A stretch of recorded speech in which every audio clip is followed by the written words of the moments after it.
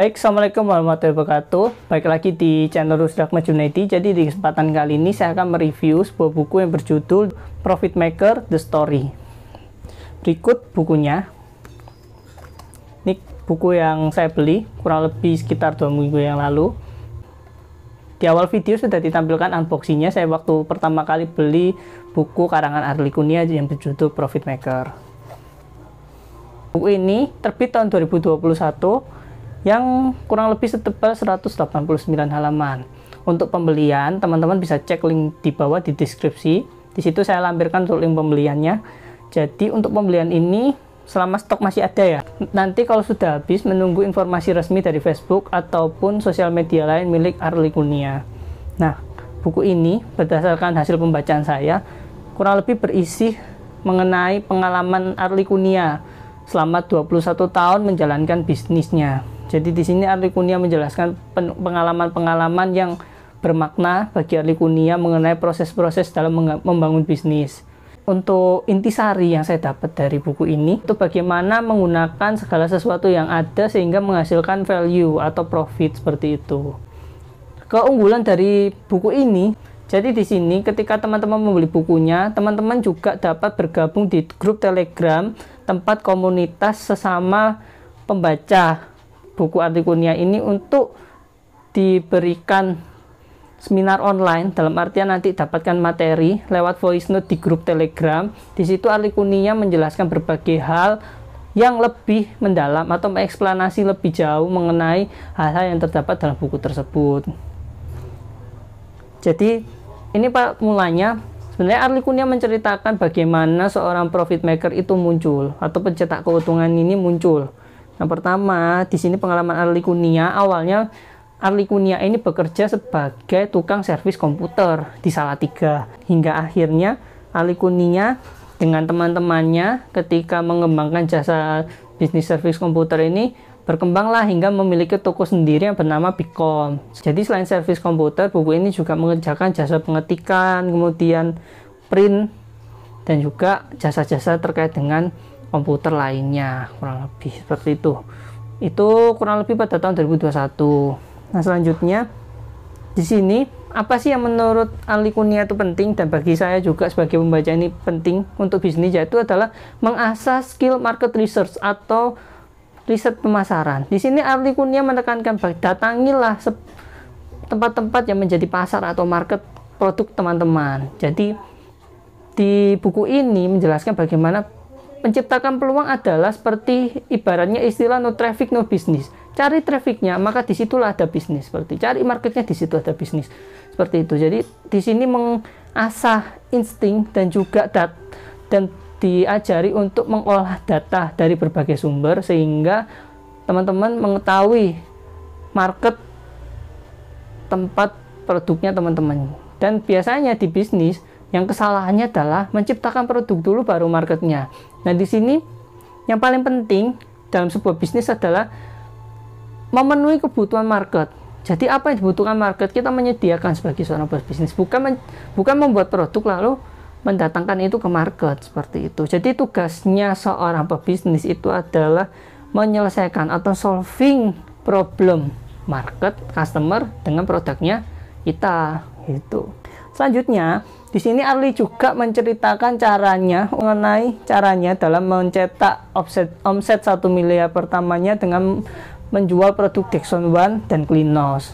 Itu juga ada di buku ini. Nanti teman-teman yang sudah beli bisa dibaca dengan lengkap.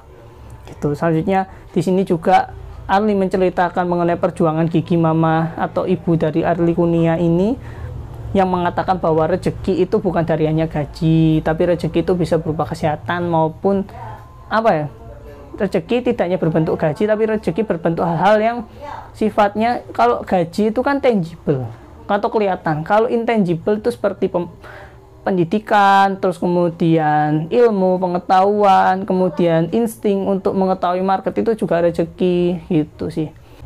Selanjutnya di sini Ali menceritakan juga bagaimana bisnis hancur itu karena modal hutang sehingga bangkrut di masa pandemi. Jadi gini, Arli ini juga salah satu pelopor yang menghindari atau tidak terlalu bisa dikatakan alias pelopor anti riba, anti hutang dalam bisnis. Jadi bisnis itu dibesarkan dengan profit yang digulung seperti bola salju, bukan dengan hutang. Itu akibatnya kalau bisnis yang bermodal hutang ini nanti jadinya adalah sibuk bayar cicilan sehingga profitnya nggak ada, belum berbisnis sudah mikir cicilan. Disitulah, apalagi di masa pandemi ketika market turun, terus kemudian operasional tidak mencapai minimum, kesulitan untuk bayar gaji karyawan, akhirnya pengusaha hutang, sehingga untuk membayar biaya operasional dan gaji karyawan, lama-lama pengusahanya bangkrut karena tidak mampu membayar cicilan. Terus selanjutnya juga, yang paling ini salah satu yang ditekankan oleh Arli di bukunya maupun di video dan di berbagai postingan lainnya, bahwa hutang itu tidak membuat bisnis berkembang. Yang membuat bisnis berkembang adalah skill manajerial atau pengolahan terhadap profit yang dihasilkan dari bisnis. Tuh. Ali mengatakan bahwa dalam proses bisnis, ini istilahnya arti kunya itu adalah cash and carry, yaitu duitnya cash, bayari carry. Nah, gitu. Di sini Ali menjelaskan bahwa dalam berbisnis kita harus terima transaksinya dulu. Baru setelah terima transaksinya, barang atau proses dikerjakan. Bukan, biasanya kan ada bisnis yang by tempo atau proses dulu atau order dulu tapi nggak ada DP, nggak ada apapun. Jadi setidaknya dalam bisnis ini Arti mengatakan bahwa kalau bisa transaksi dilakukan secara 100% baru ada uang, ada barang gitu simpelnya. Jadi ditekankan bahwa berbisnis itu prinsipnya Arti adalah cash and carry, duitnya cash, barangnya carry. Oke. Jadi selanjutnya, Arli membicarakan terinspirasi dari salah satu sahabat Nabi, mengatakan bahwa tunjukkan saya pasar, yaitu show me the market, tunjukkan saya pasar. Di situ membicarakan seperti apa yang saya sudah sampaikan sebelumnya, bahwa kuncinya adalah market. Dalam berbisnis yang kunci itu adalah market. Di mana ada market, disitulah ada bisnis. Seperti itu. Jadi mengatakan bahwa tunjukkan market, tunjukkan karakteristik customer, profiling customer, disitulah produk yang sesuai bisa terbentuk sehingga produk tersebut terserap oleh pasar. Dalam buku Profit Maker juga, Ali mengatakan transaksi tunai menyelamatkan bisnis UMKM. Maksudnya tunai di sini adalah cash.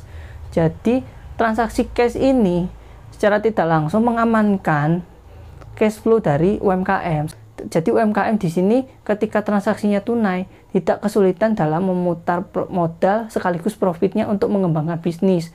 Jadi pembayaran tempo ini membuat bisnis UMKM kurang berkembang akibat UMKM minim modal, sehingga modal tersebut UMKM kan bisnisnya itu harus berputar terus. Jadi UMKM ketika tidak memiliki modal yang besar, maka UMKM tidak dapat memutar bisnisnya kembali ketika ada permintaan dari pasar. Selanjutnya, di sini Arli mengatakan bahwa sisihkan sebagian profit untuk investasi. Jadi, Arli juga menekankan di sini sisi investasi yang nantinya berguna dalam mengembangkan atau menjaga profit agar tidak mengalami inflasi. Investasi ini tujuannya bukan hanya untuk unit bisnis saja, tapi untuk ownernya itu juga. Investasi ini bentuknya macam-macam, sesuai dengan profiling dari tiap-tiap owner ataupun pengusaha. Seperti itu. Jadi tidak bisa disamaratakan model bisnisnya. Untuk investasi ini, pemilik usaha bisa konsultasi dengan financial planner untuk menentukan investasi apa yang tepat bagi unit usaha dan juga diri pengusaha itu sendiri. Gitu. Selanjutnya, ini yang selalu ditekankan profit maker, kuncinya adalah fokus ke profit, bukan ke modal. Jadi sebenarnya bisnis itu yang penting adalah profitnya, bukan modalnya. Semakin besar modalnya, maka semakin semakin ribet sistem bisnisnya, karena semakin besar modalnya, orang-orang tidak akan terlalu pinginnya adalah profit yang gede. Berarti gini. Jadi intinya adalah fokus ke profit, bukan modalnya. Kalau teman-teman fokus ke profit, maka yang sasar adalah peluang. Sedangkan kalau fokus ke modal, yang disasar adalah uang, bukan peluang. Nah, di sini bedanya gitu. Terus selanjutnya, ini salah satu nasihat penting dari ahli Kurnia, yaitu jangan hobi memantau kompetitor yang sedang berkembang pesat. Ini bagi ahli Kurnia sangat merusak mindset ataupun psikologis pebisnis. Jadi untuk pebisnis UMKM, pebisnis pemula, fokus dengan market yang ingin disasar. Jangan terlalu melihat kompetitor. Kompetitor itu ibaratnya adalah kita lihat seperti melihat pengendara lain di spion. Jadi hanya untuk dilihat seperti apa, bukan untuk ditiru plek-plekan gitu.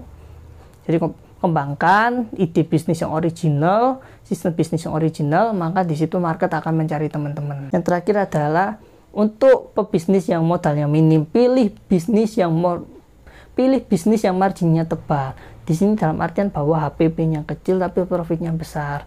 Seperti itu. Ali juga menerangkan dalam buku Profit Maker ini, hindari bisnis yang sifatnya komoditas atau barang-barang komoditas seperti beras atau apapun yang sifatnya komoditas. Karena itu adalah bisnisnya orang-orang modal besar.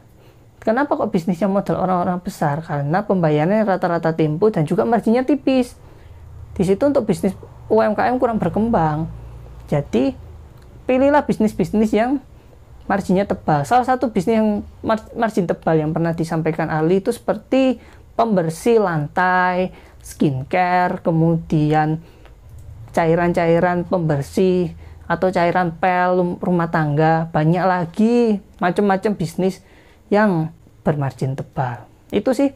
Jadi terkait dengan buku Profit Maker, kesimpulan saya, jadi dari berbagai pembahasan mengenai buku Profit Maker, ini salah satu buku yang saya sangat rekomendasikan bagi pebisnis pemula maupun teman-teman yang mau menjalankan bisnis. Jadi saya sering lihat Mas Ali ini di video-video YouTube-nya, beberapa hal yang ada di buku beliau ini sebelumnya memang saya sudah pernah lihat di YouTube beliau. Jadi ada beberapa hal yang sudah saya ketahui, ada hal yang belum gitu. Jadi saya sangat merekomendasikan buku Profit Maker The Story karya Arli Kurnia.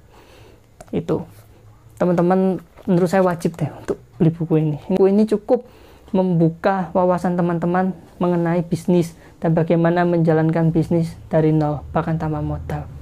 Jadi sekian video dari saya. Terima kasih sudah menonton video ini. Wassalamualaikum warahmatullahi wabarakatuh. Sampai jumpa di video selanjutnya.